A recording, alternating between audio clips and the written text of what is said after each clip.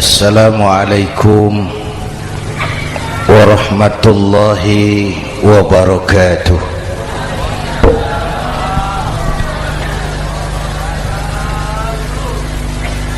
Alhamdulillahi wa kafa, wassalatu wassalamu ala Sayyidina Muhammadin al-Mustafa wa ala alihi wa ashabihi ahli sidqi wal wafa, amma ba'du. Para ulama, para habaib, para masyayikh yang saya muliakan, yang terhormat Bapak Kapolres dan Bapak Dandim, Sahibul Bait, segenap keluarga besar Pondok Pesantren Raudhatul Muta'allimin Al-Aziziyah, bapak-bapak, ibu-ibu, hadirin hadirat ma'asyiral muslimin yang saya cintai. Saya bersyukur dapat menghadiri haflah Maulidin Nabiil Karim, dan saya bangga dan terharu dengan keberadaan Pondok Pesantren Raudhatul Muta'allimin Al-Aziziyah ini. Sekarang ini banyak orang bisa memberi contoh,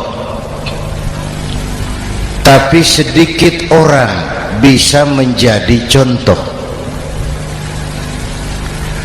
Memberi contoh itu mudah, tapi menjadi contoh itu yang sulit. Oleh karena itu, pada kesempatan ini kita ingin mengambil contoh bagaimana Rasul melaksanakan perjuangan. Apa modal utamanya? Saya sampaikan 3 sajalah, mudah-mudahan selesai 10 menit. Yang pertama, modal utama perjuangan baginda Rasul adalah akhlakul karimah. Memperbaiki akhlak dengan akhlak. Oleh karena itu, surah Madu sudah selesai. Dari dan ke Madura jadi lebih mudah. Bahkan Madura akan jadi daerah industri. Tetapi yang kita ingin, Madura tetaplah Madura. Akhlak tidak boleh berubah. Zaman boleh berubah, akhlak tidak. Masa boleh berganti, tapi keyakinan tidak boleh mati. Nah, soalnya adalah kepada siapa kita harus berakhlak. Kita itu kan harus berakhlak kepada 2. Kita harus berakhlak pertama kepada Allah. Ini yang terpenting. 13 tahun Rasul berjuang di Mekah hanya memperbaiki akhlak kepada Allah, menanamkan tauhid, meluruskan akidah, membangun keyakinan. 13 tahun di Mekah itu, dengan perhitungan kalau fondasi kuat, bangunan aman. Kalau fondasi melenceng, bangunan bengkok. Kalau fondasi rapuh, bangunan runtuh. Bangunan bagaimana fondasinya, orang hidup bagaimana imannya. Kekuasaan dan jabatan baru ada manfaatnya kalau dipegang tangan orang beriman. Kalau tidak, yang muncul Fir'aun.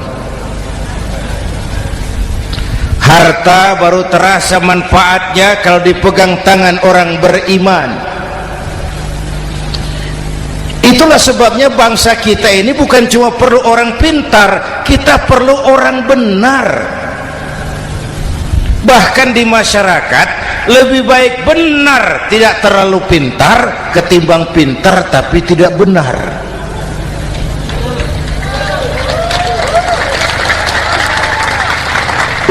Kalau sudah pintar tidak benar rusak rakyat itu Pak. Disuruh ngurus beras malah nimbun beras, ya. Disuruh ngurus laut jadi bajak laut. Disuruh ngurus hukum, bikin hukum seperti pisau, tajam ke bawah, tumpul ke atas. Kalau yang kecil salah, hukum cepat-cepat ditegakkan. Yang besar salah, diam pura-pura tidak mengerti. Itu yang melukai rasa keadilan.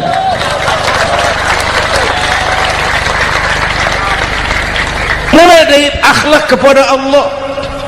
Bagaimana cara berakhlak kepada Allah? Caranya dua. Pertama, jangan menyekutukannya dengan sesuatu pun. Yang kedua, jangan menyembah kecuali hanya kepadanya. Itu akhlak kepada Allah. Konsisten, disiplin. Saya bersaksi tiada Tuhan selain Allah, maka saya tidak akan menyembah kecuali hanya kepada Allah. Saya tidak akan takut kecuali hanya kepada Allah. Saya tidak akan minta tolong kecuali hanya kepada Allah. Saya tidak akan melarikan persoalan kecuali hanya kepada Allah.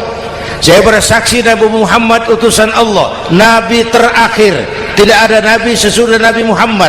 Harga mati, titik. Disiplin. Ada yang mengaku jadi Nabi, wajib tidak percaya. Disiplin. Sekarang ini kan bangsa kita disiplinnya lemah. Korupsi agak sulit diberantas karena pejabat kita takut atasan tapi nggak takut Tuhan.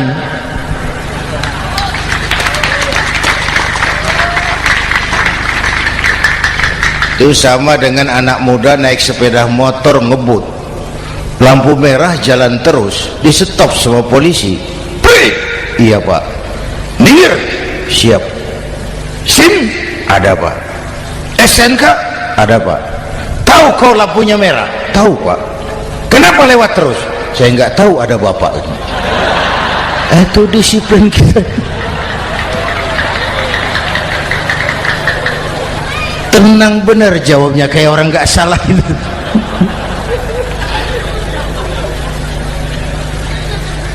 Iman.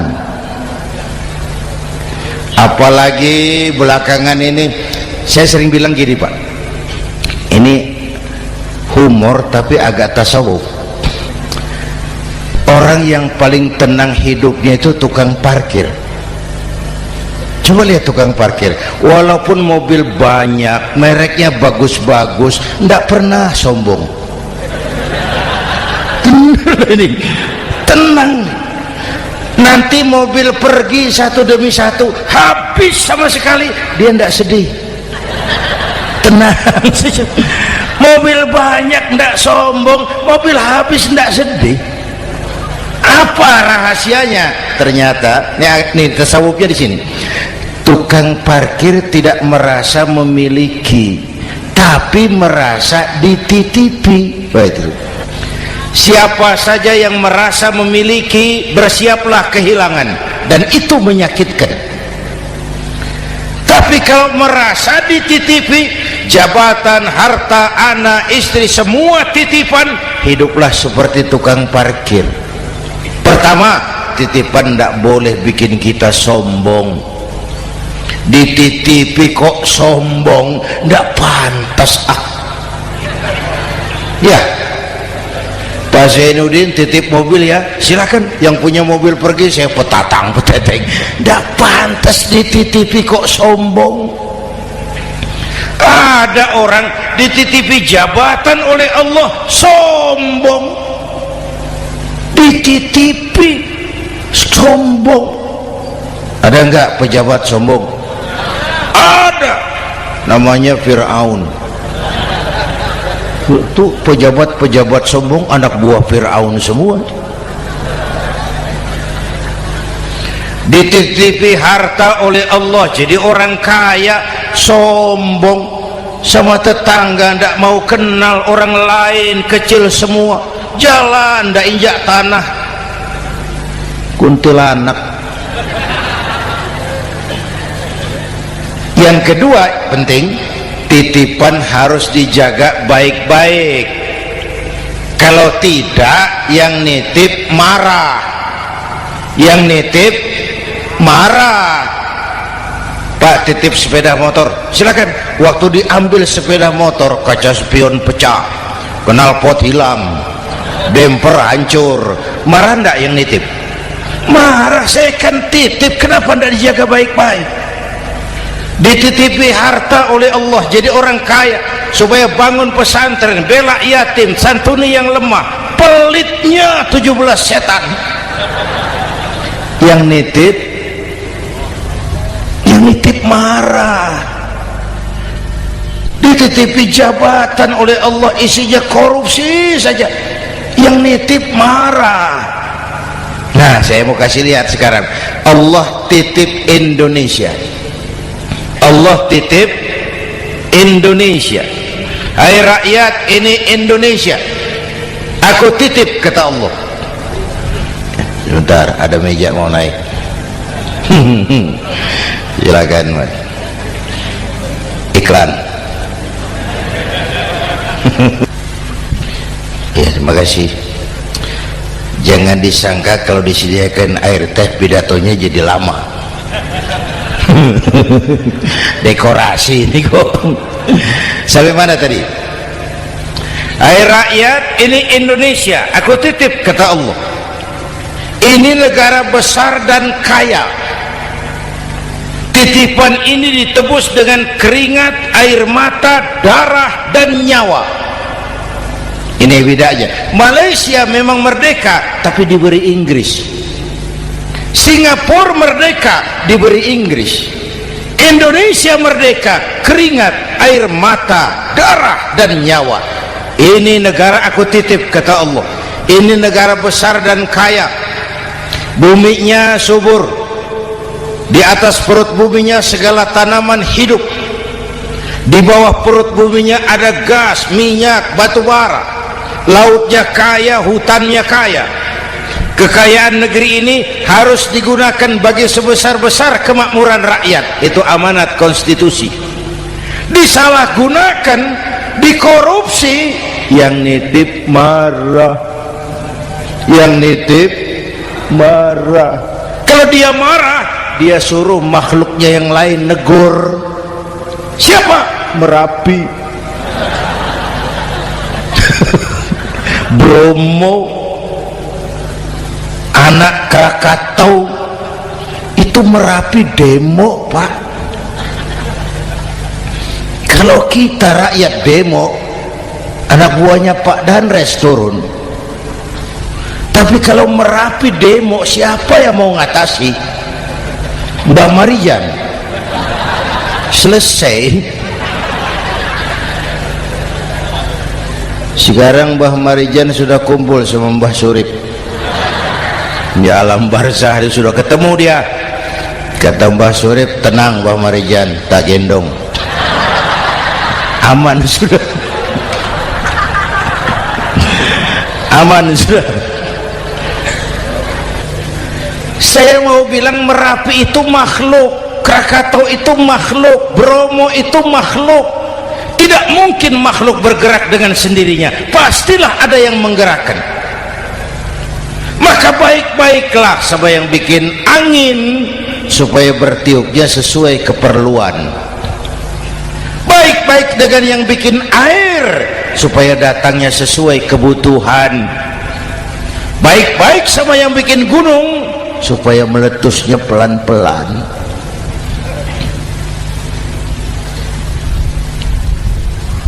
Bapak Ibu hadirin yang saya hormati, menjaga titipan. Jangan menyembah kecuali hanya kepadanya. Jangan menyekutukannya dengan sesuatu pun. Ayo, saya ngobrol kita. Bapak Ibu hadirin yang hadir di sini ini, kita ini semua hamba Allah apa bukan? Hamba Allah. Kata siapa? Kata kita. Kalau kata kita namanya ngaku. Ngaku itu boleh dan murah. Apa diakui? Kita belum tahu. Ya, kan baru kata kita itu. Dan tidak otomatis kalau kita bilang saya ini hambamu ya Allah, lalu Allah jawab iya ya. Tidak, wong itu kan kata kita. Saya hamba Allah, kata saya. Berapa banyak orang perbuatannya, ucapannya berkata saya hamba Allah, perbuatannya menyatakan dia hamba setan, hamba nafsu, hamba dunia, budak jabatan. Tidak sesuai ucapan dengan perbuatan. Jadi hamba Allah tuh nggak mudah, digojlok, diuji. Coba lihat, yang jelas diakui sebagai hamba itu baru satu yang kita peringati ini, baginda Nabi. Allah mengakui kapan? Waktu menceritakan Isra dan Mi'raj. Apa yang dipakai kalimat? Subhanallazi asra bi'abdih. Maha suci Allah yang telah menjalankan hambanya. Hambanya. Muhammad itu hambaku, aku jalankan dia. Allah mengakui. Kapan kalimat ini turun? Setelah Nabi digojlok, ditempa, digembleng, diuji, difitnah, dicaci maki, dilontari kotoran unta, sahabat-sahabatnya dibantai. Lolos, Muhammad betul-betul hambaku. Ayo Isra Muhammad. Subhanallazi asra bi'abdi, hambaku. Jadi kalau mau jadi hamba Allah ya diuji, digojlok, digembleng. Nah, mari kita lihat kehambaan baginda Nabi. Orang yang paling bersih hatinya Rasulullah. Orang yang paling baik akhlaknya Rasulullah. Orang yang dosanya sudah mendapat jaminan ampun Rasulullah. Tapi Rasulullah kalau sholat malam bengkak kakinya karena rajin sujud. Hati bersih, akhlak terbaik, dosa sudah diampuni. Tapi kalau sholat malam kakinya bengkak karena rajin sujud. Saya tahu di sini juga banyak yang kakinya bengkak. Cuma urusannya apa, itu urusan masing-masing. Pada tingkat seperti itu Rasulullah, saya perlu Allah, saya perlu Allah, saya perlu Allah. Yang 100 tahun kita bangun selesai oleh gempa 3 menit. Ya, yang 100 tahun kita bangun ternyata selesai oleh gempa 3 menit. Kita perlu Allah, kita perlu Allah. Makanya musibah itu kan kalau menimpa orang baik-baik namanya ujian. Kalau menimpa orang setengah baik itu paru-paru, yang bikin malaikat bingung. Sholat rajin, maksiat tekun, baca Quran mau, fitnah orang hobi, ngaji nyolong jalan terus. Untung di sini nggak ada yang begitu. Di Jakarta banyak. Di sini insya Allah sama. Jakarta. Orang separuh-separuh seperti itu kalau dapat musibah itu namanya teguran, bukan ujian. Kenapa ditegur? Lalai. Nah, kalau orang jahat dapat musibah itu namanya persekot. Uang muka tanda jadi. Kontannya nanti di akhirat. Kalau diuji bukan saja harus sabar, tapi harus lulus. Kalau ditegur, introspeksi, perbaiki yang kurang, kurangi yang memang berlebihan. Bertali-tali, bersambung-sambung musibah ini, dan musibah kalau datang tidak pernah memilih, tidak pernah memilih. Bapak Ibu hadirin yang saya muliakan, jadi mari yang pertama jaga akhlak kita kepada Allah. Jangan menyekutukannya dengan sesuatu pun, jangan menyembah kecuali hanya kepadanya. Sekarang kan musim entertain, orang pandai membangun pencitraan, orang pinter bikin bungkusan. Sekarang ini kiai sama dukun tipis bedanya. Bener Pak, pemburu hantu pakai sorban, pakai gamis, nanti kiai pakai helm. Atribut sudah kacau sekarang ini, siapa pakai apa, siapa mau jadi apa, tidak jelas.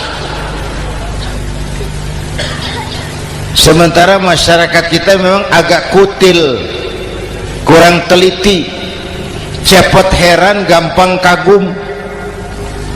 Pernah terjadi satu saat tabrakan di jalan, keras sekali, korban jatuh berlumur darah, dikerubungi orang banyak.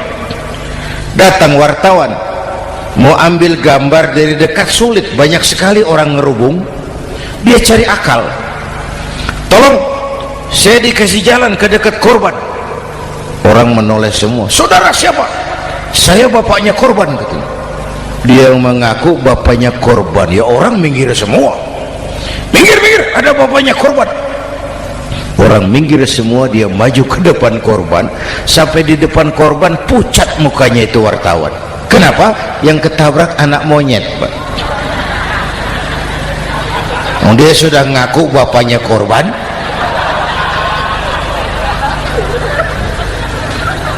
Ini cerita pendek tapi pesannya dalam. Kalau belum kenal benar jangan cepat-cepat ngakui. Ya, rakyat harus cerdas sekarang ini. Emas pasti kuning, benar itu? Apa semua yang kuning pasti emas? udah cerdas lah itu, Hati-hati, ini jangan pencitraan. Orang pandai bikin bungkusan. Oleh karena itu kita juga harus punya filter supaya tidak hanyut oleh kedangkalan pencitraan itu. Satu itu akhlak kepada Allah. Yang kedua, kepada siapa kita berakhlak? Kepada sesama manusia. Kepada sesama manusia itu siapa? Pertama, sesama muslim. Malam ini saya hadir di sini, saya tidak merasa tamu. Saya hanya keluarga di tengah keluarganya. Bahwa saya lahir di Jakarta itu sih kebetulan, saya nggak pesan. Yang kita tidak pesan jangan diributkan, kita nggak pesan. Warna kulit seperti ini kita nggak pesan. Dari suku apa lahir kita nggak pesan. Potongan seperti ini kita nggak pesan. Islam membebaskan manusia dari ras diskriminasi. Pada waktu yang bersamaan Islam mengangkat harkat, derajat, martabat kaum wanita. Ini kasihan dari tadi nggak diajak ngomong nih. Pada waktu yang bersamaan Islam mengangkat harkat, derajat, martabat kaum wanita. Ibu-ibu mestinya lebih terima kasih sama Rasulullah.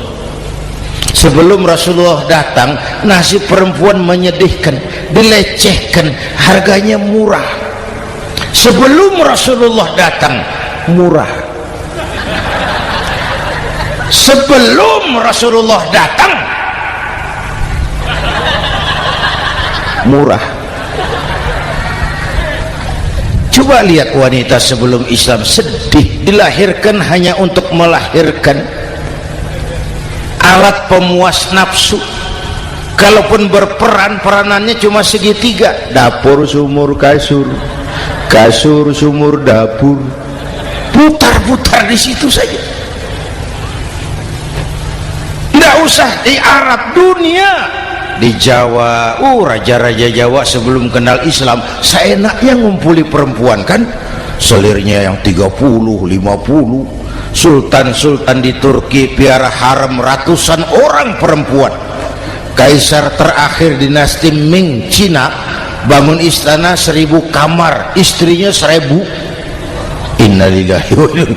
Itu saya coba pikir, raja kalau istrinya 1000, kapan pakai kolor itu raja?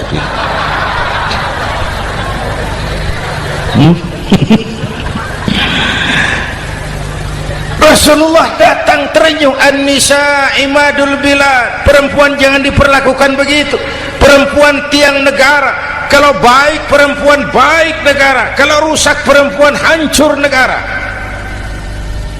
Waktu ditanya, ya Rasul, siapa yang paling harus saya taati di dunia? Ibumu. Setelah itu siapa lagi? Ibumu. Setelah itu siapa lagi? Ibumu. Setelah itu siapa lagi? Bapakmu. Menghargai perempuan, ibumu, ibumu, ibumu, bapakmu. Ibu 3 kali disebut, bapak 1 kali, ibu 3 kali, bapak 1 kali, ibu 3, bapak 1 bapak. Gimana sih ngitungnya jadi kerok begini? Salah ngitungnya, salah.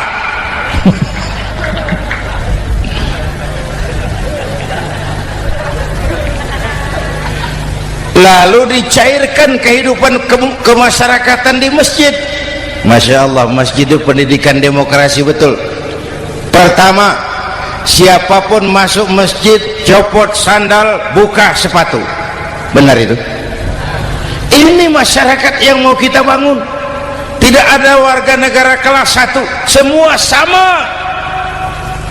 Lurah masuk masjid buka sepatu, rah. Camat masuk masjid buka sepatu, mat. Gubernur masuk masjid buka sepatu, Nur. Nikmatnya masyarakat masjid, nikmatnya masyarakat masjid. Coba binatang saja harganya tidak sama toh. Sapi yang mahal yang gemuk, betul, karena harga sapi pada dagingnya. Makin gemuk sapi makin mahal harganya. Tapi ada burung perkutut lebih mahal dari sapi, padahal dagingnya sedikit, betul. Kenapa harganya lebih mahal dari sapi? Harga perkutut suaranya. Di mana harga manusia yang paling gemuk? Silahkan bersaing dengan sapi. maaf.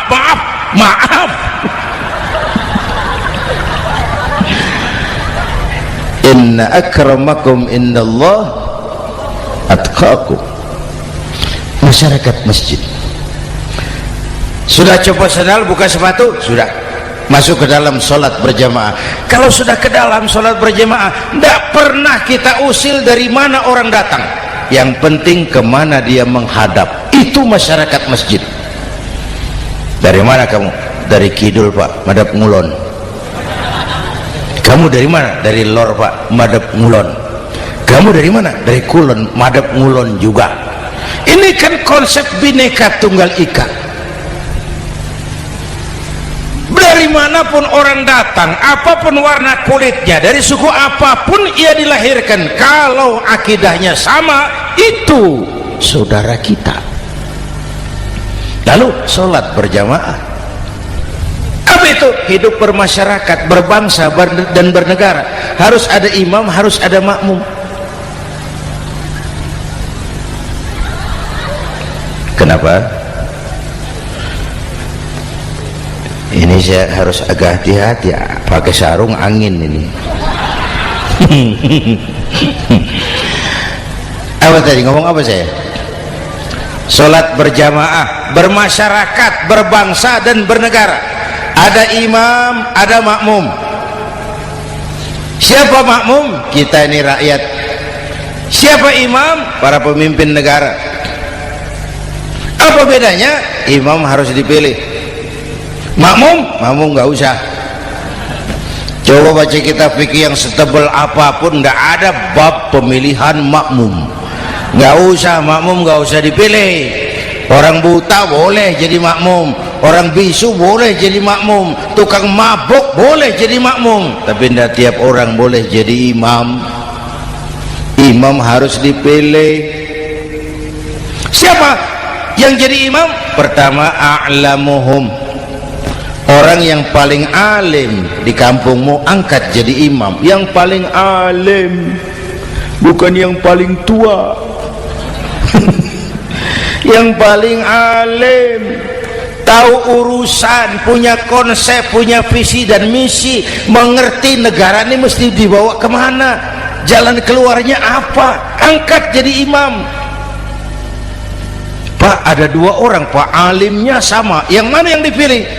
Kalau ada dua orang alimnya sama, kata Nabi, afsahuhum, yang lebih fasih lidahnya. Apa artinya fasih?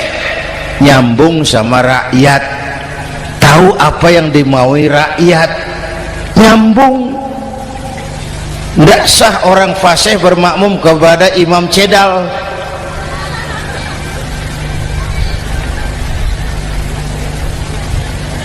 Kenapa Bu? Nyambung. Capek kalau punya imam gak nyambung sama makmum. Makanya kalau sudah jadi imam, pesan Nabi apa? Idza amma ahadukumun nasa falyukhaffif. Kalau kamu jadi imam, ringankan sholat kamu, jangan terlalu panjang. Itu makmum tidak sama kekuatannya. Ada yang tua renta, diri saja sudah gemetar. Ada makmum yang punya darah tinggi, kalau sujud lama kepalanya sakit. Ada makmum yang sudah janji habis sholat mau terima uang. Jangan kalau sudah jadi imam di kota, sholat isya berjamaah, rakaat pertama selesai Fatihah, Yasin, bubar makmum itu. Jadi imam jangan terlalu lama, kayak Husni Mubarak tuh kelamaan jadi imam 30 tahun, rakyat capek.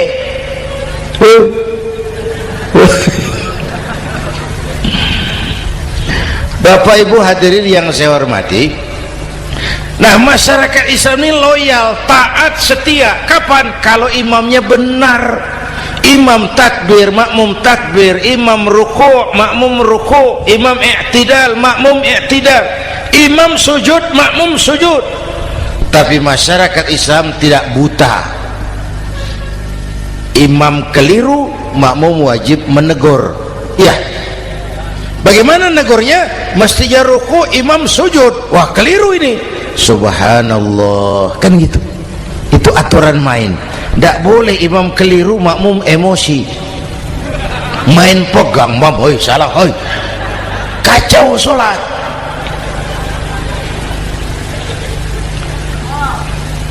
Imam buang angin,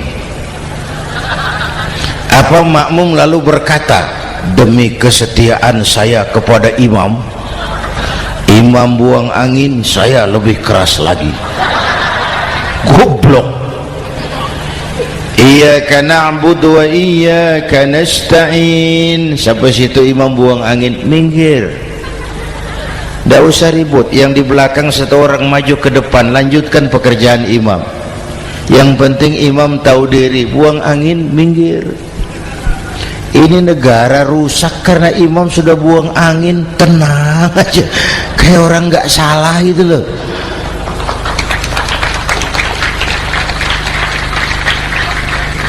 Selesai sholat dikasih tahu, imam tadi buang angin ya sedikit.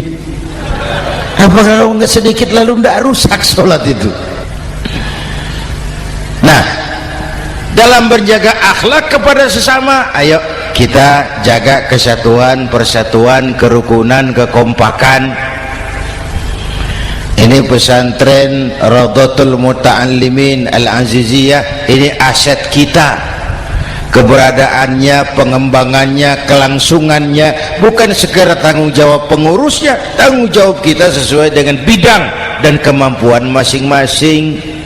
Yang punya jabatan bantu dengan wewenangnya, yang punya harta bantu dengan uangnya, yang punya tenaga bantu dengan tenaganya, yang bisa doa bantu dengan doanya, yang tidak bisa apa-apa bantu dengan diam. Diam saja lumayan loh itu membantu. Bapak Ibu hadirin yang saya hormati, saya ingat almarhum Panglima Besar Sudirman pernah bilang, kamu itu kalau mau menang harus kuat, kalau mau kuat harus bersatu, kalau mau bersatu hidupkan semangat silaturahmi. Mau menang harus kuat, mau kuat harus bersatu, mau bersatu hidupkan silaturahmi. Bapak Ibu hadirin, rukun antar umat seagama. Beda pendapat boleh, marah jangan. Kalau di Jakarta kan sekarang lagi musim apa itu wahabi yang bid'ah, sedikit bid'ah itu. Saya sih bilang yang suka tahlil bagus, terusin. Yang nggak suka tahlil nggak apa-apa, tapi jangan mencaci maki yang suka tahlil. Orang yang mabuk masih banyak kok yang tahlil dicaci maki. Kita nih seperti orang kurang kerjaan. Waktu guru saya Hadratul Mukarram Ki Haji Dr. Idham Khalid wafat, saya ajak orang baca Fatihah. Selesai, saya lagi duduk di belakang, seorang pengusaha nemui saya, Kiai, kenapa? Saya coba ingin kepastian. Apa? Orang yang sudah mati dibacakan Fatihah itu apa pahalanya sampai? Saya bilang gini, Mas, kamu kalau nggak percaya mati aja dulu, saya bacain Fatihah, tunggu di sono, kalau nggak nyampe balik lagi nggak apa-apa.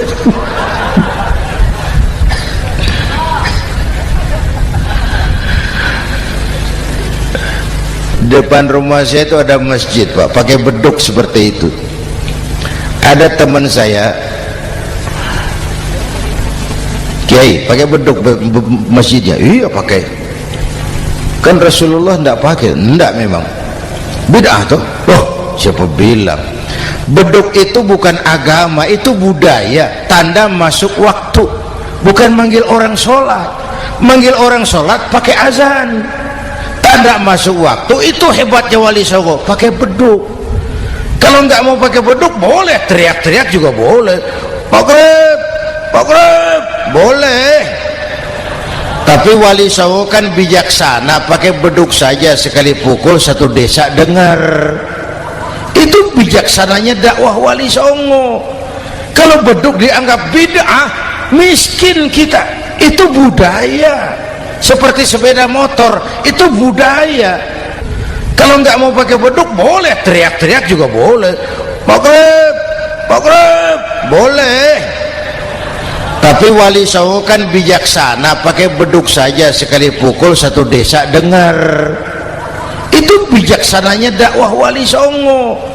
Kalau beduk dianggap bid'ah, miskin kita. Itu budaya. Seperti sepeda motor, itu budaya. Kalau beduk dia nggak bid'ah, sepeda motor bid'ah tuh. Rasulullah nggak pakai, jual, beliin unta.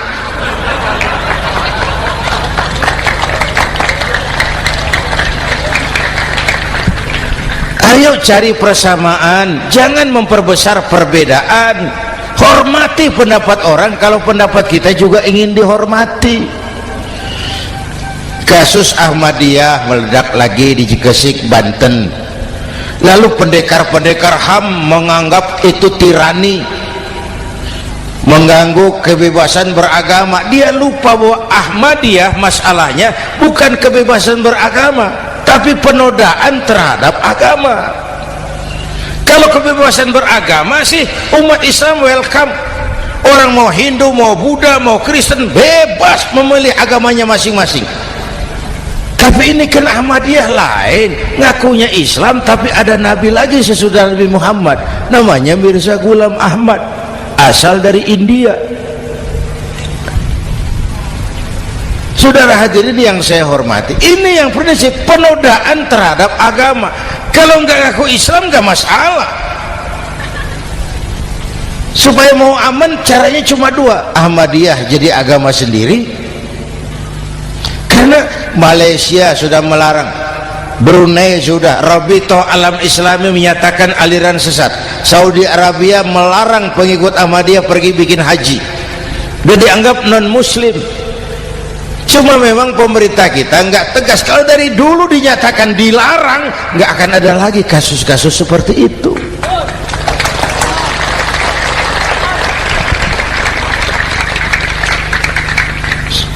Nah, selain itu kita umat juga harus disiplin. Coba sudah berapa banyak nabi bermunculan di Indonesia. Dan Indonesia ini saya heran, Indonesia ini pasar bagus, Pak. Kalau ada nabi, ada aja pengikutnya, saya heran tuh. Indonesia ini pasar bagus. Ada Ahmad Musaddiq Al-Qiyadah, jadi nabi. Konsultan bulu tangkis jadi nabi. Dapat wahyunya di Bogor, ditangkap polisi 4 tahun. Muncul lagi di Bandung, namanya Sayuti, tukang cukur, ngaku dapat wahyu jadi nabi, ditangkap polisi lagi 2 tahun. Di Malang Ustadz Roy, ya sebenarnya petinju, dia masuk Islam, mu'alaf, belajar Islam tidak pakai guru, diutak-atik ayat Quran. Sholat kita harus mengerti artinya, maka sholat boleh pakai bahasa masing-masing. Ramai masjid. 2 tahun penjara.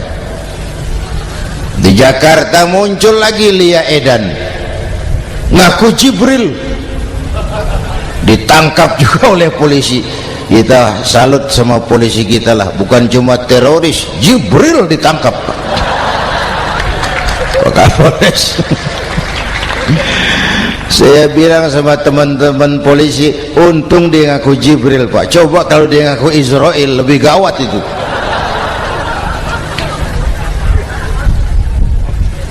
Yang parah, antara Cirebon Losari, dia perbatasan Jawa Tengah Jawa Barat, pernah muncul agama baru namanya agama Jasun, agama Jawa Sunda, agama Jasun Jawa Sunda. Yang jadi nabi Tugimin. La haula wala quwata. Saya bilang ini jangan jadi nabi, jadi kiai juga nggak angker ini. Al Mukarram Bapak Kiai Tugimin, nggak enak. Yang lebih ndak enak selawatannya loh itu.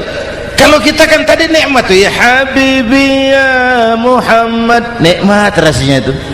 Coba ganti sama yang tadi, wah enggak, ya Habibi ya Tugimin, nggak enak itu, Pak. Jadi umat Islam itu sangat menghormati orang lain agama. Soal agama orang lain, lakum dinukum, awas hati-hati kalimatnya.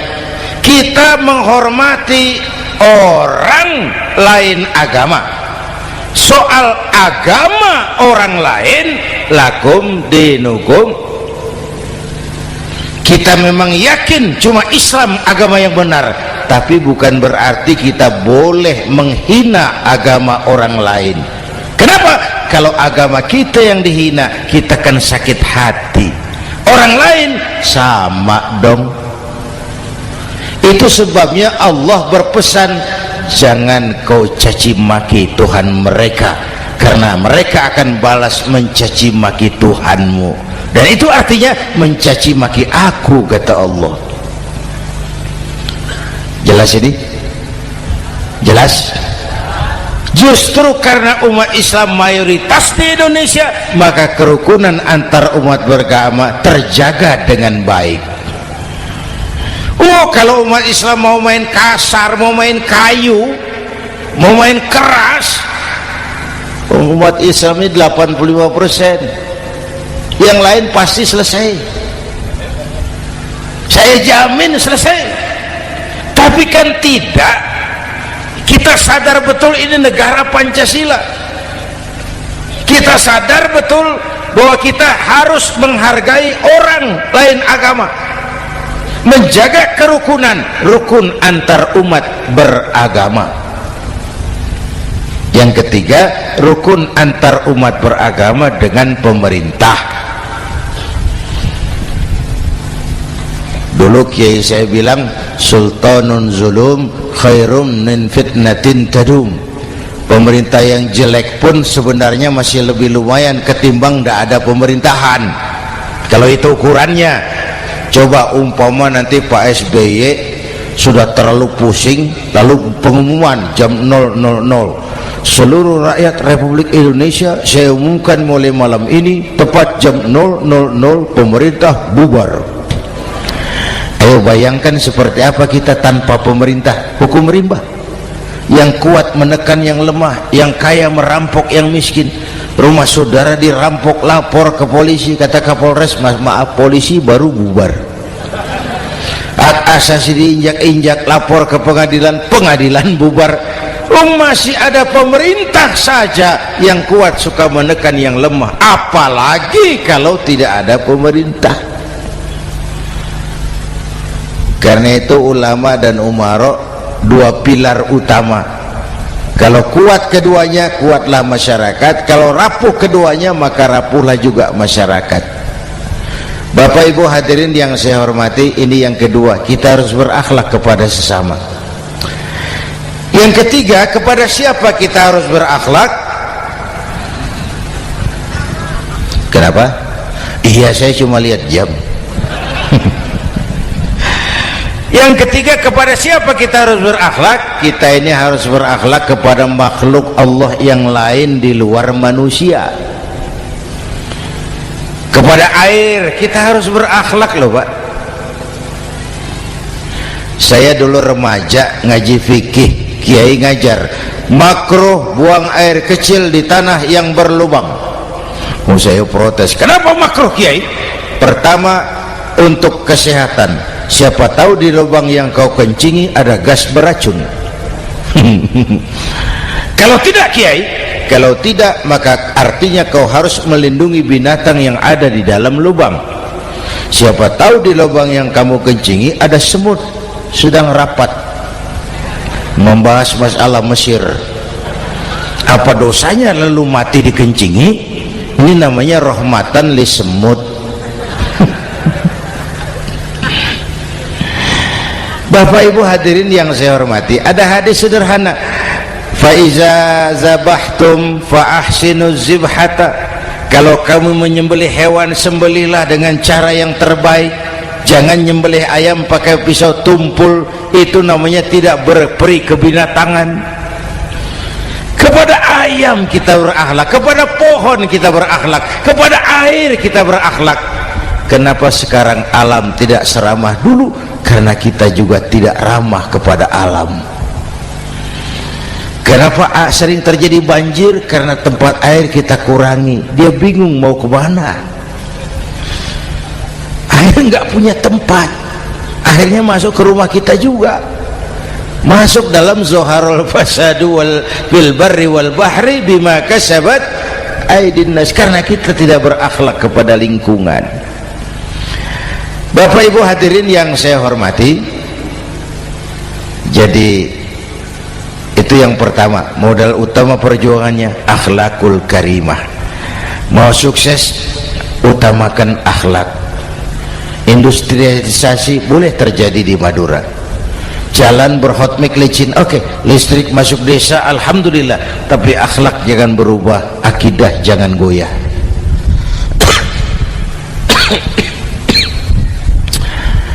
Teknologi tidak bahaya, yang bahaya orang yang menggunakannya.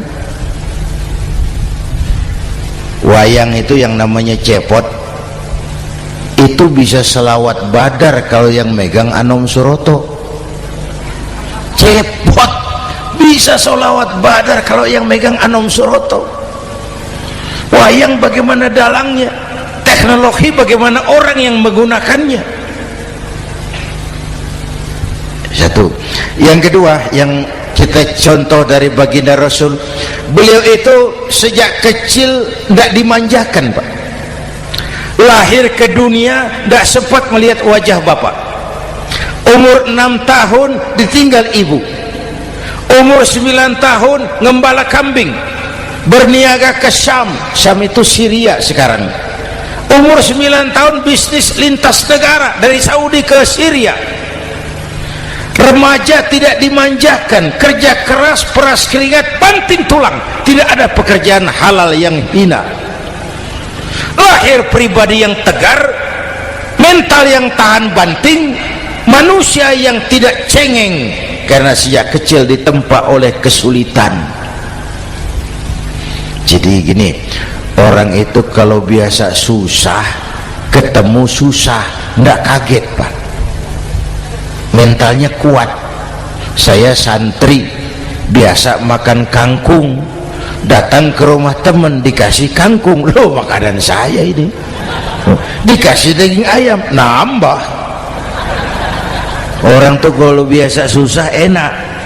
Saya santri biasa tidur di masjid, disuruh nginep di hotel, pules, Pak. Tapi yang biasa tidur di hotel suruh nginep di masjid, encok. Hidup ini perjuangan, mau sukses harus berani susah. Jangan seperti dulu nih cerita santri. Ada santri beternak lebah, ambil madunya itu. Satu hari dia mau periksa sarang lebah, naik ke pohon pakai tangga, pakai sarung biasanya santri. Dia lupa ada pakai celana dalam, naik pohon periksa, entah bagaimana terpegang sarang lebah itu, berhamburan lebahnya keluar, salah satu masuk ke sarungnya, tergigitlah Al-Mukarramnya itu. Dia menjerit, aduh, jatuh berguling ke bawah. Sudah lama jatuh, dia buka sarungnya, dia lihat bengkak. Karena bengkak kan jadi besar, senang juga dia. Dia berdoa, ya Allah, hilangkan sakitnya, biarlah bengkaknya. Ini kan, ini doa orang nggak konsekuen. Bengkak dan sakit itu paket. Mau bengkak ya harus berani sakit. Masa sakitnya bengkaknya mau, sakitnya nggak mau. Itu satu itu. Yang kedua, kita ini sering kalau punya cita-cita sering seperti rapat tikus. Satu hari sekelompok tikus rapat paripurna tikus untuk mengantisipasi bahaya kucing. Bagaimana supaya kucing itu jangan lagi mengganggu kita? Akhirnya ada yang mengusulkan begini, bagaimana kalau di leher kucing kita gantungkan lonceng, supaya kalau dia datang dari jauh suaranya sudah kedengaran dan kita bisa lari menyelamatkan diri. Wah, cerdas dia. Setuju, setuju semua. Setuju, setuju, setuju. Bagus. Nah, oke. Waktu pembicaraan dilanjutkan, tikus mana yang mau menggantungkan lonceng ke leher kucing? Rapat bubar.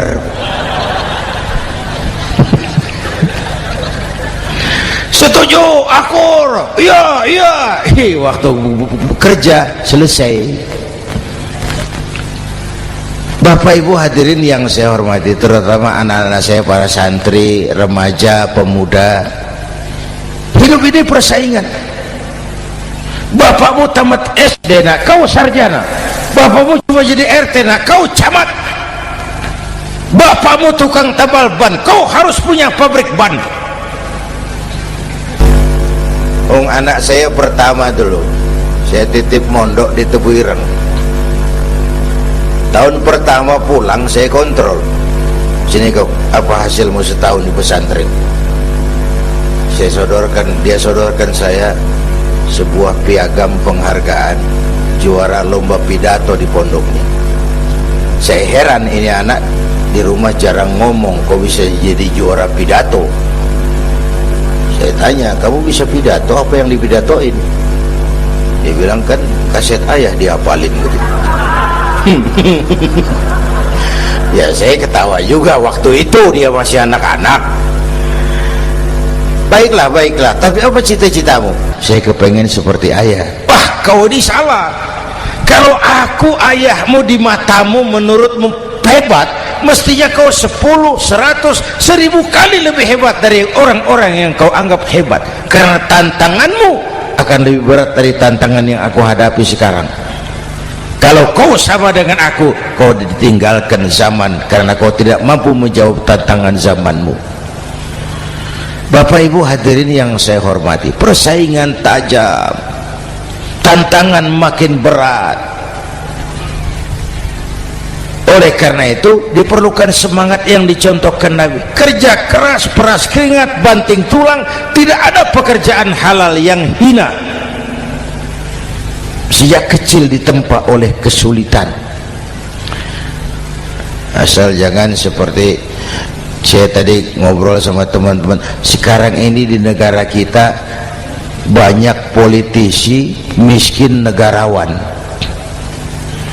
Pejabat-pejabat kadang-kadang kalau ngelihat rakyat tuh komentarnya nggak berpihak kepada rakyat.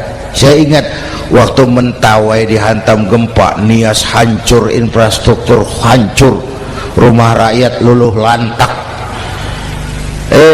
Ketua DPR Pak Marzuki Ali bilang, bagaimana itu rakyat? Ya itu resikonya punya rumah di pinggir laut.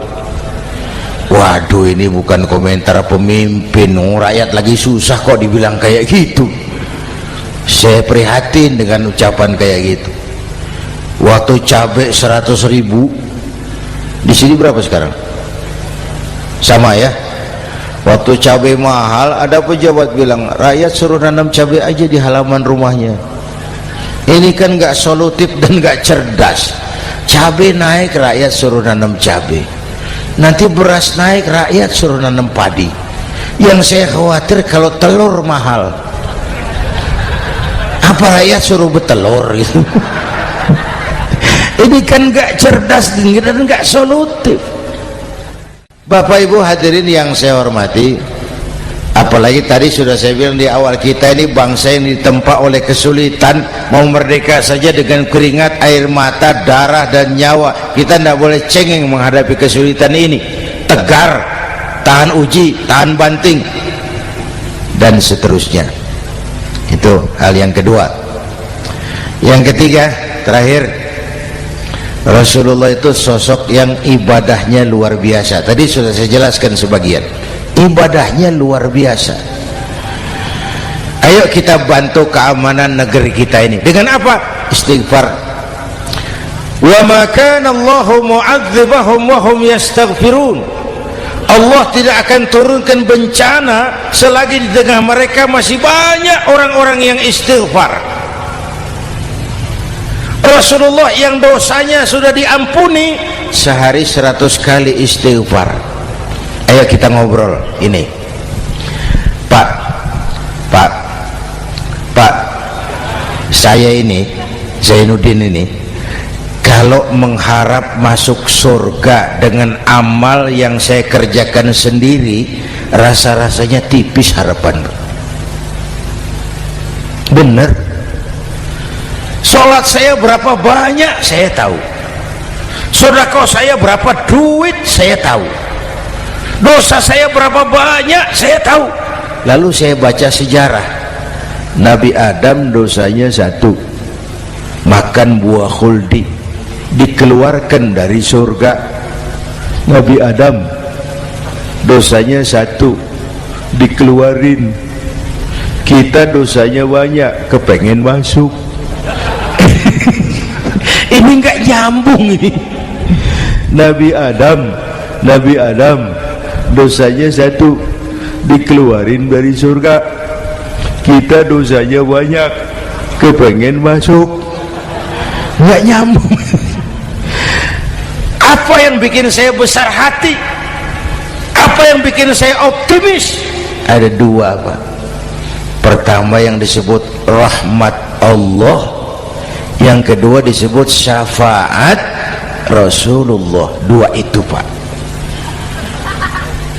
Oh, kalau kita ini insya Allah nanti sampai ke surga, amin, amin. Kalau kita ini sampai ke surga, Pak, saya jamin itu bukan karena amal kita, itu karena rahmatnya Allah. Hendaklah seberapa banyak sih amalan kita mau menggapai surga? Kalau bukan karena rahmatnya Allah, sulit sampai ke sana. Hei manusia, dosamu besar, tapi lihat rahmatku lebih besar. Hei manusia, salahmu banyak, tapi ampunanku lebih banyak. Kau nangis di hadapanku, aku senyum melihatmu. Kau berjalan menujuku, aku berlari menyambutmu.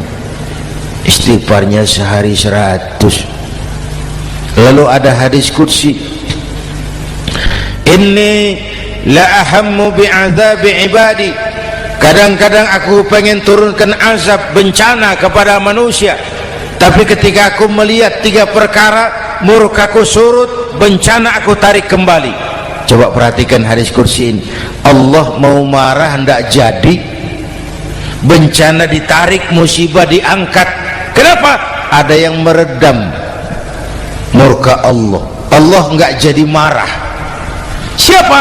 Pertama, suyukhan rukka. Aku lihat orang-orang tua tengah malam sujud sambil berlinang air mata, nangis di hadapan Allah. Itu kita hutang jasa loh, Pak, sama orang-orang yang tengah malam sujud nangis di hadapan Allah. Lihat yang begitu Allah tidak jadi marah.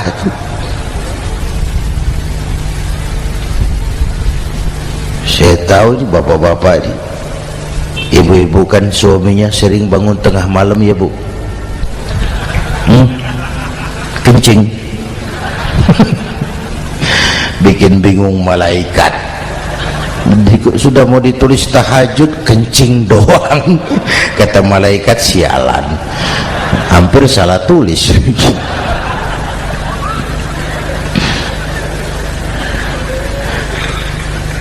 Aku lihat orang tua tengah malam sujud sambil berlinang air mata. Lalu aku lihat bayi-bayi tanpa dosa masih menyusu, sibyanan rutta. Bayi-bayi tanpa dosa masih menyusu, suci bersih, belum ternoda. Wa bahaiman rutta. Dan aku lihat binatang ternak melata mencari makan, kambing mudah cari rumput, alam terjaga keasriannya. Bagaimana bencana nggak mau nambah? Kita mengamalkan hadisnya juga terbalik. Yang diminta itu orang tua tengah malam sujud, bayi tanpa dosa nyusu. Sekarang bayi tanpa dosa dibuang ke tempat sampah gara-gara orang tua tengah malam nyusu. Terbalik namanya. Yang diminta itu orang tua tengah malam sujud, bayi tanpa dosa nyusu. Ini bayi tanpa dosa dibuang ke tempat sampah gara-gara orang tua tengah malam.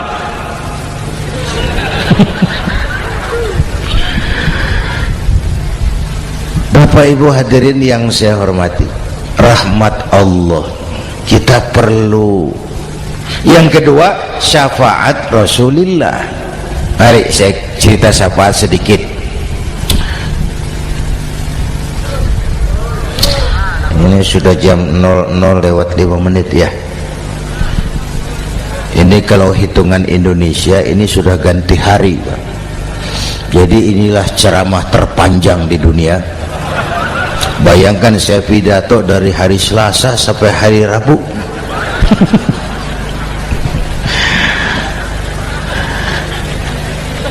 Syafaat. saya singkat ceritanya. Nanti itu Pak, setelah alam ini hancur sehancur-hancurnya, bumi gempa, gunung meletus, air laut tumpah ke darat, halilintar menyambar, planet-planet bertabrakan, semua yang hidup mati bareng tanpa persiapan, termasuk malaikat mati. Yang tinggal cuma Allah sendirian, yang lain hancur semua, tinggal Allah sendirian. Allah patroli berseru-seru, limanil mulkul yaum, ahai siapa penguasa hari ini? Mana Fir'aun yang ngaku Tuhan, nongol kalau memang Tuhan. Mana Abrahat, mana Namrus, mana itu Benito Mussolini, mana itu Adolf Hitler, mana itu Hosni Mubarak. Penguasa-penguasa yang ngaku berkuasa, nol kalau memang penguasa. Gak ada yang jawab Pak, semua sudah rebah. Allah lalu berkata, la ilaha illa ana. Ternyata tidak ada Tuhan lain selain aku. Allah sombong waktu itu. Kalau Allah sombong itu pantas. Hadis kursi mengajarkan al-kibriya'u libasi, sombong itu pakaianku, kata Allah. Cuma aku yang pantas pakai. Kamu manusia nggak pantas pakai pakaianku, kebesaran. Pakaian Allah mau dipakai, sombong itu pakaian Allah, cuma Allah yang pantas pakai. Nanti itu yang pertama dihidupkan bukan kita, malaikat dihidupkan lebih dulu. Tiupan pertama, malaikat hidup semua, diatur panitia akhirat. Yang nyambut tamu siapa, yang pimpin marawis siapa, Malik siap, sediakan neraka, aku mau bakar itu bajingan tengik yang waktu di dunia nggak mau sujud, jauh dari ulama, tinggal di masyarakat jadi biang kerok, sama yatim kejam. Sediakan neraka. Baik Ridwan, iya, sediakan surga. Aku mau balas hamba-hambaku yang waktu di dunia rajin sujud, dekat dan cinta kepada ulama, santun kepada yatim, suka menolong orang yang memerlukan pertolongan. Baik Jibril, Mikail, iya, ke surga. Untuk apa ya Rabb? Ambil kendaraan bernama Buraq, turun ke alam, cari di mana kubur kekasihku Muhammad, bangunkan dari kuburnya, bawa ke surga. Turun Jibril dan Mikail, cari kubur Nabi. Wong alam sudah hancur-hancuran, jangan cari kuburan, cari bangkalan aja nggak ketemu. Bingung dua-dua. Jibril sebelah mana kubur Nabi? Nggak tahu Mikail. Lalu dua-duanya sujud mohon pertolongan Allah. Dengan izin Allah terbuka kubur Nabi. Allahumma sholli alaihi wa ala alihi. Bangun dari tidur seperti orang bangun dari kubur seperti orang bangun tidur, Nabi mengusap mata, menoleh ke kanan Jibril, menoleh ke kiri Mikail, lalu tanya, ayu yaumin hadza ya Jibril, ini hari apa Jibril, ini hari apa? Hadza ma wa'ada ar-Rahman, ini hari yang dijanjikan Allah Muhammad, ini kiamat. Kiamat Jibril, kiamat. Jibril, kalau memang ini hari kiamat, aina ummati, umat saya mana Jibril, umat saya mana? Allah karim, belum pernah saya lihat di dunia ada satu pemimpin yang begini besar cintanya kepada umatnya seperti baginda Rasul. Dari dunia sampai akhirat beliau cinta kita, dari dunia sampai akhirat beliau bela kita. Bangun dari kubur, tahu hari sudah kiamat, yang pertama ditanya, aina ummati, Umat saya mana Jibril? Kita yang ditanya. Kalau saya yang pertama dibangkitkan dari kubur, lain pertanyaannya. Ini hari apa Jibril? Kiamat Zainuddin. Oh, bini saya mana Jibril?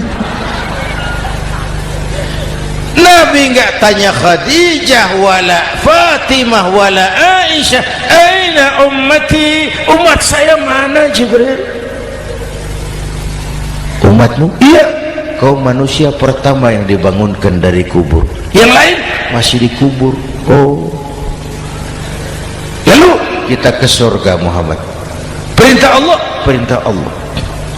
Sampai di surga seperti orang tidak betah Nabi itu, resah, gelisah, mondar mandir, mukanya murung. Yang punya surga kan negur, Muhammad, labbaik ya Rabb. Tidak enak di surga ya? Enak. Kok kamu seperti orang nggak kerasan gitu, resah, gelisah? Kenapa? Saya teringat umat saya ya Allah.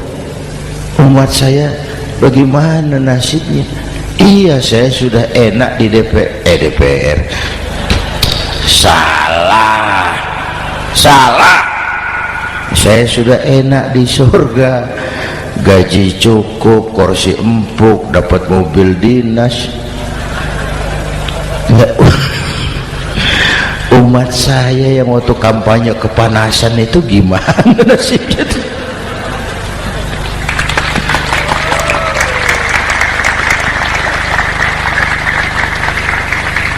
Makanya dulu di Senayan, di depan kantor DPR tuh banyak tukang kaca jualan di situ. Saya bilang itu tukang kaca pintar dagangnya di situ.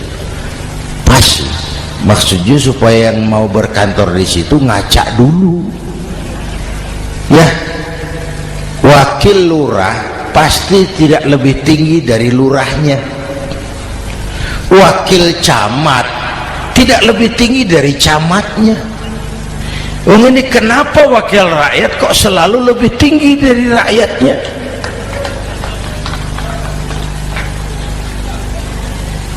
Kan yang memberikan mandat kita rakyat. Kemerdekaan bertujuan mengantarkan rakyat ke gerbang kesejahteraan, lalu rakyat mempercayai tugas itu kepada pemerintah dan wakilnya di DPR. Saya percayakan kamu mengantarkan rakyat ke gerbang kesejahteraan. Itu amanat Undang-Undang Dasar. Biasanya yang diantarkan sampainya lebih dulu, biasanya yang diantar sampai lebih dulu, yang mengantar nyusul, namanya ngantar belakangan. Ini lebih cepat wakil rakyatnya makmur daripada rakyatnya. Yang mau ngantar makmurnya lebih dulu dari yang mau diantar. Yang diantar kelelerahan di jalanan, yang mengantar udah sampai. Jadi bagaimana Muhammad? Saya minta izin mau keluar, tengok saya punya umat. Oke, saya potong ceritanya. Saat manusia dibangkitkan dari kuburnya masing-masing, Masya Allah, Masya Allah, saya nggak sanggup bayangkan jumlah manusia yang hidup di muka bumi sekarang kan 6 miliar. Cina berdua, India 2,5 miliar. Cina 1,5 miliar, India 1 miliar rakyatnya. Berdua sudah 2,5 miliar. Itu kalau kencing bareng banjir besar. Bayangkan manusia dari awal sampai akhir berapa puluh miliar kumpul di padang mahsyar. Subhanallah, sibuk, panik, bingung mau disidang di hadapan Allah. Sebagian kumpul di pojokan berunding, kita mau disidangi. Terus ayolah kita cari bantuan. Kemana? Adnan Buyung. Begini, kita ini kan anak cucu Nabi Adam, pantas dong kita minta tolong sama beliau. Yuk, setuju, berangkat cari Nabi Adam. Ya Adam, anta abal bashar. Adam, tuan datuknya manusia, kami cucu kamu, anak turunan kamu mau disidang, tolong kami Adam, tolong. Kata Nabi Adam, Quraisy mas, rombongan Jawa udah aku naik mumet lagi sama Nabi Nuh saja. Nuh bilang tidak bisa, saya juga punya masalah, pernah minta obat ditenggelamkan. Ibrahim barangkali, semua Nabi hand up, angkat tangan. Dikala itu yauma la yanfa'u malun wala banun, di mana harta tidak ada lagi artinya, anak-anak tak jadi beban, tiap orang sibuk dengan urusannya sendiri-sendiri. Saat itu ada satu pemimpin, Allahumma salli alaihi wa ala alihi, diizinkan Allah. Dikala semua nabi yang lain angkat tangan hand up, beliau malah ummati ana laha, ta'ali ummati, ta'ali ummati, umatku sini, umatku sini. Beliau memanggil-manggil umatnya. Yang bagaimana yang dipanggil? Ada hadis, inna ummati ya'tuna yaumal qiyamah ghurran muhajjalin min atharil wudu. Umatku besok di akhirat datang menghadap Allah dengan muka bersinar-sinar karena sering wudu. Sering wudu kan sering sujud, masa cuma wudu tapi enggak sujud? Itu nanti enggak usah mengaku Rasul yang panggil, sini umatku, tapi kalau muka enggak pernah wudu, enggak pernah sujud, merangkak di depan Nabi, saya umatmu ya Rasul. Kata Nabi, umat saya enggak ada yang kumbal gini. Dikala itu beliau berkenan memberikan syafaat. Syafaat itu saudara-saudara, saya pakai sarung, sobek sedikit, syafaat itu nambeli itu loh. Salat saya kurang sedikit, sedekah saya campur riak sedikit, puasa saya tidak ikhlas sedikit, ditutup dengan syafaat. Saya mau dagang, perlu modal 20 juta, saya punya uang 15 juta, yang 5 juta syafaat. Jadi harus ada modal. Kalau sholat tidak pernah, sedekah tidak pernah, lalu syafaatnya dari mana? Yang dapat tambelan itu yang punya sarung bolong, punya sarung sobek, ditambal dengan syafaat. Lah kalau tidak ada sarung, apa yang mau ditambal? Ya. Nah, mudah-mudahan kita semua mendapat rahmat Allah dan mendapat syafaatnya Rasulullah Sallallahu Alaihi Wasallam. Bapak Ibu hadirin, sudah 7:30 lewat 4 jam. Saya pun kangen, tapi hari sudah larut. Insya Allah lain kesempatan kita jumpa lagi. Terima kasih kepada Al-Mukarramun, para ulama, para habaib, pengasuh pesantren Raudhatul Muta'allimin Al-Aziziyah, dan semua yang hadir. Mudah-mudahan yang saya sampaikan ada manfaatnya. Usikum wa iyaya bitaqwallah. Aqulu qawli hadza fa astaghfirullahal azim li wa lakum. Wassalamu alaikum warahmatullahi wabarakatuh.